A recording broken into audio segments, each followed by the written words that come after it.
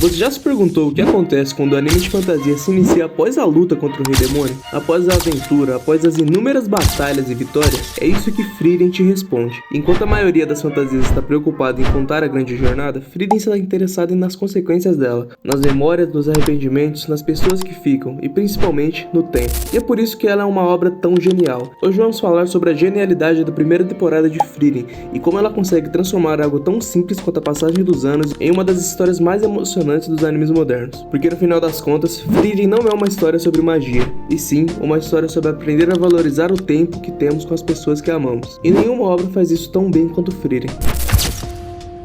O primeiro episódio de Frieren é uma aula de narrativa. Imagine qualquer anime de fantasia. Normalmente acompanhamos o grupo do herói durante toda a aventura. Vemos os desafios, as dificuldades, as batalhas, o crescimento dos personagens. Mas Frieren simplesmente ignora tudo isso. Quando a história começa, o Rei Demônio já foi derrotado. A aventura já acabou. O grupo do herói retorna para casa como lendas. E só essa decisão já transforma completamente a obra. Porque agora não estamos olhando para a fantasia através dos olhos de pessoas comuns. Estamos olhando para elas através dos olhos de uma elfa que vive há mais de 1000 anos. Para Frieren, aqueles 10 anos de jornada foram apenas um pequeno momento da sua existência, um piscar de olhos, enquanto para os humanos ao seu redor, aqueles 10 anos representam uma parte significativa de suas vidas. E então acontece a cena que define toda a obra. O grupo observa a chuva de meteoros. Eles prometem se reencontrarem 50 anos depois. E para Frieren, 50 anos não significam praticamente nada. Ela simplesmente vai embora, mas quando retorna, tudo mudou. O herói envelheceu, os companheiros envelheceram, o mundo todo envelheceu, menos ela. E é aí que surge uma das cenas mais devastadoras da temporada, a morte de Himmel. Porque Frieren percebe algo tarde demais. Ela nunca tentou realmente conhecer aquele homem. Ela passou anos ao lado dele, viajou com ele, lutou ao lado dele, mas nunca se esforçou para entendê-lo. Nunca percebeu o quanto ele se importava com ela. Nunca percebeu o quanto ele a amava. E talvez o mais doloroso, nunca percebeu que ela também o amava. Quando Himmel morre e Frieren desaba em lágrimas, a série deixa claro qual será seu verdadeiro tema. Não é uma jornada para derrotar o inimigo. É uma jornada contra o arrependimento. Uma tentativa de entender alguém que já se foi. Uma busca por respostas que talvez tenham chegado tarde demais.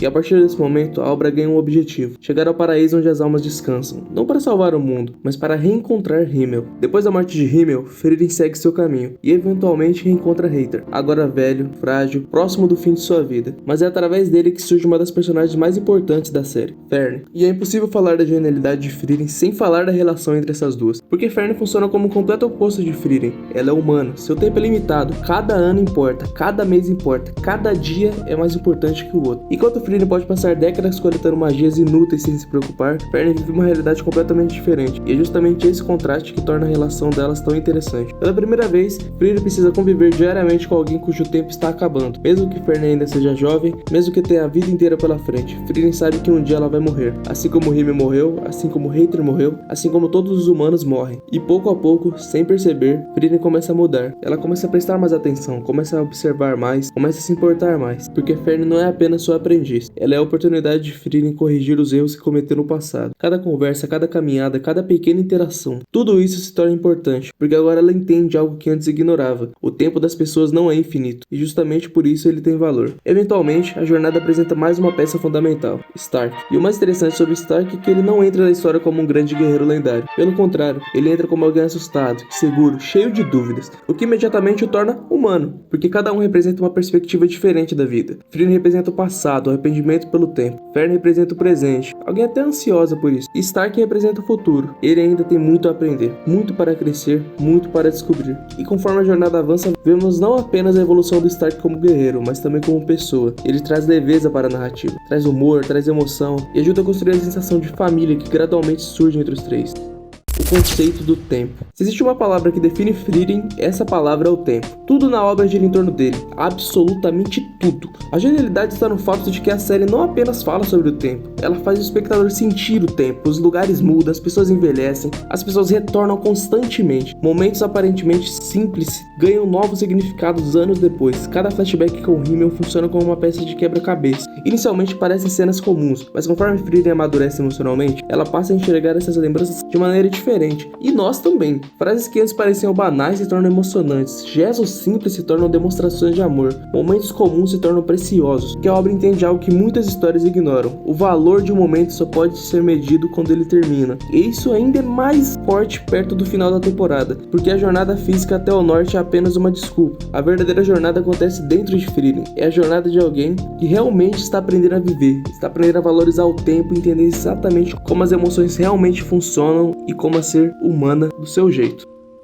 Como a magia funciona. Um dos aspectos mais fascinantes de Frieren é seu sistema de magia, porque ele parece simples, assim como qualquer D&D, mas esconde uma profundidade enorme. Nos primeiros episódios, Frieren ensina algo curioso para Fern. Para derrotar a maioria dos magos modernos, magias básicas são suficientes. E isso parece estranho, porque alguém tão poderoso usaria técnicas tão simples? A resposta apareceu mais tarde. A magia evoluiu, mas também se tornou padronizada. Os magos modernos focam em eficiência, em otimização, em combate prático, mas Frieren vem de uma era completamente diferente, uma era onde a magia era algo quase incompreensível, antigo, misterioso. E quando chegamos no arco da masmorras, finalmente vemos uma pequena parte do verdadeiro arsenal de Frieren. Lutando contra seu próprio clone, o inimigo com exatamente o mesmo poder, ela revela magias absurdas, raios devastadores, ataques de destruição massiva, invocações de golems, feitiços impossíveis que a gente até aquele momento não tinha visto nada daquilo. Poderes que parecem pertencer a outra dimensão. E de repente entendemos algo. Frieren nunca esteve lutando sério, nem perto disso, mas existe algo mais interessante. Conceito de imaginação.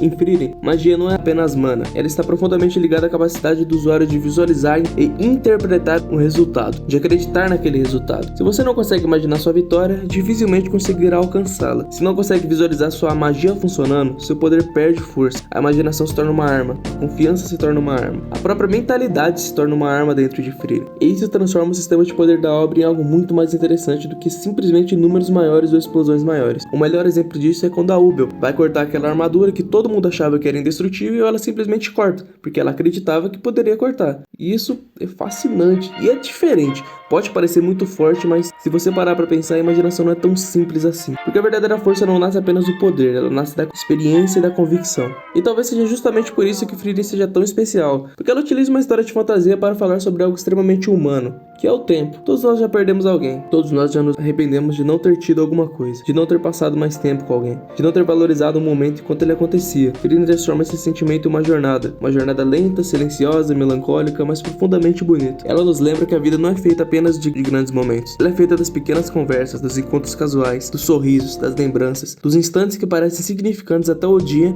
em que percebemos que eles nunca voltarão. E é exatamente por isso que Frieren é genial. Porque ao contar uma história de uma elfa que vive por mais de 1000 anos, ela acaba nos ensinando como aproveitar melhor o pouco tempo que temos. Por favor, assista Frieren. Você precisa ver Frieren. E ó, se você vê a primeira, vê a segunda temporada, que é tão boa quanto a primeira. Eu particularmente prefiro a segunda temporada, ela tem um pace muito bom, é absurdo também. Se você gostou do vídeo, eu peço que você deixe seu like e que possa se inscrever para acompanhar cada vez mais vídeos como esse. E deixe aí nos comentários qual a sua opinião sobre Frieren. Você já assistiu Frieren? Se sim, o que você achou da obra e o que você achou do meu vídeo. E se você não assistiu, por favor, assiste, é sério, é muito bom. E até a próxima.